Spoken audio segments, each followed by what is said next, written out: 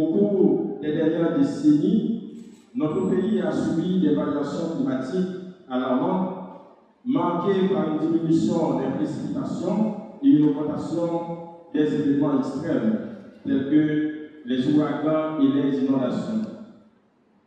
Ces changements affectent non seulement la sécurité alimentaire et la disponibilité des ressources en eau, mais également la santé et le bien-être de notre population. Haïti est l'un des États les plus vulnérables face à ces défis. Et il est essentiel que nous agissions maintenant pour renforcer notre résilience. Il est de notre devoir, en tant que communauté scientifique et universitaire, de nous engager activement dans la lutte contre le changement climatique. Ce colloque nous permettra de rassembler les acteurs clés, chercheurs, décideurs politiques, sociétés civiles et secteur privé pour échanger et établir un consensus sur les actions à mener. Je tiens à exprimer ma profonde gratitude entière envers nos partenaires qui ont rendu cet événement possible. Votre soutien et votre engagement sont précieux pour la réussite de cette initiative. Et ensemble, nous pouvons faire une réelle différence. Nos objectifs sont clairs. Premièrement, sensibiliser la communauté scientifique à la réalité haïtienne et encourager les échanges constructifs. Deuxièmement, réfléchir aux impacts des événements climatiques extrêmes et proposer des stratégies d'atténuation. Enfin, consolider l'expertise haïtienne et partager nos travaux de recherche. Je vous invite tous à participer activement à ce colloque. Vos contributions, qu'elles viennent du milieu académique, politique ou socio-économique, sont essentielles pour construire un avenir durable pour Haïti. Nous avons l'opportunité de marquer une étape importante dans notre lutte contre le changement climatique.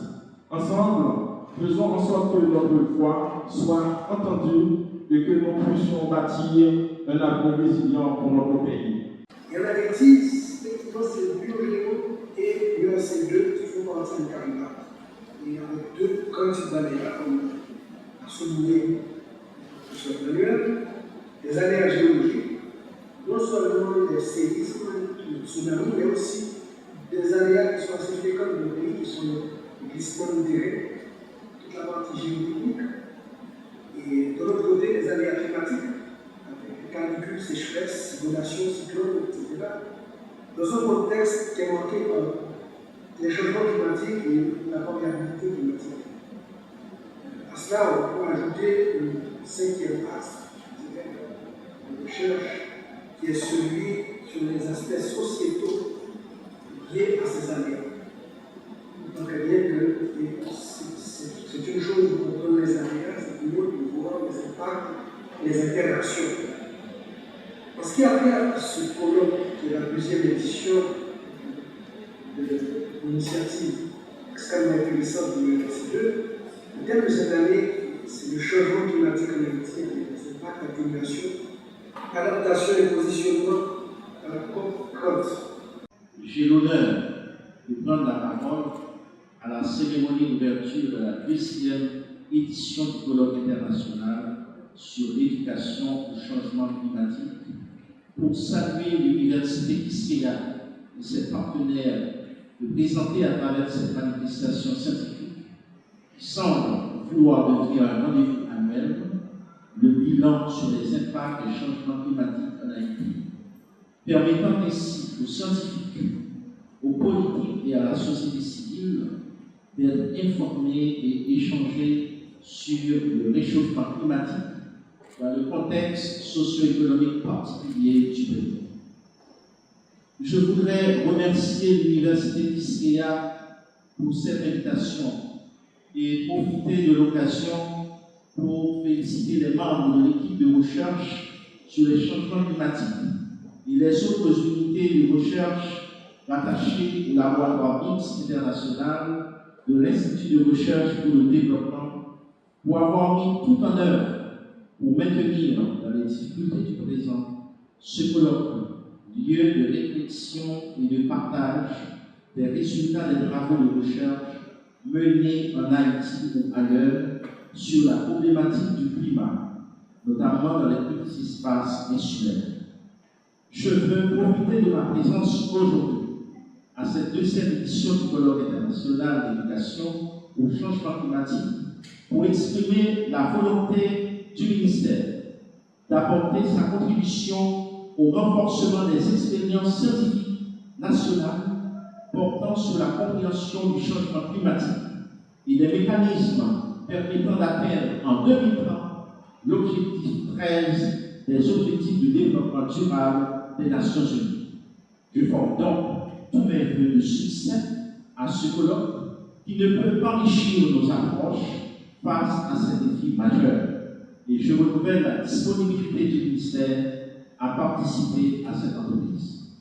J'ai l'honneur de vous accueillir ce matin à l'Université Quisqueya où nos directeurs Jacques Marc, à l'occasion du deuxième colloque international autour du thème changement climatique en Haïti, impact, atténuation, adaptation et positionnement à la COP 30. Le recteur m'a chargé de présenter ses regrets de pouvoir être présent avec vous pour réfléchir ensemble sur cette problématique. Il y a environ une quinzaine de jours, le 2 septembre écoulé, l'Université Quisqueya, en concertation avec différentes institutions publiques, privées et non gouvernementales, procéda à la célébration de la Journée nationale d'éducation au changement climatique. Une semaine après, elle organisa la deuxième édition du stage d'immersion de jeunes adolescents et adolescentes dans le champ des changements climatiques pour les sensibiliser sur les conséquences et les possibles mesures d'atténuation de ceux-ci, ainsi que sur les mesures d'adaptation cumulative. C'est dire toute l'importance que cette université entend accorder à cette thématique dans le cadre de sa triple mission, enseignement, recherche et service à la communauté. Les changements climatiques sont des sujets préoccupants dans le monde entier.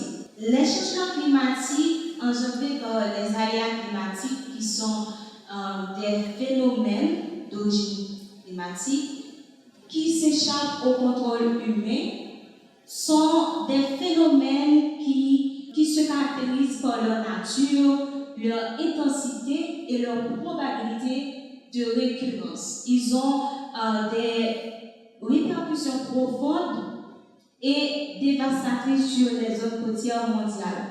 De par l'instabilité climatique, Haïti, comme pays insulaire, est exposé aux perturbations climatiques, rendant plus de 90% de sa population vulnérable. Le secteur de la pêche est fortement affecté par les phénomènes climatiques, que ce soit par les pertes enregistrées des matériels de pêche lors des cyclones et des submersions marines, et la disparition des espèces de poissons au cours des périodes de sécheresse.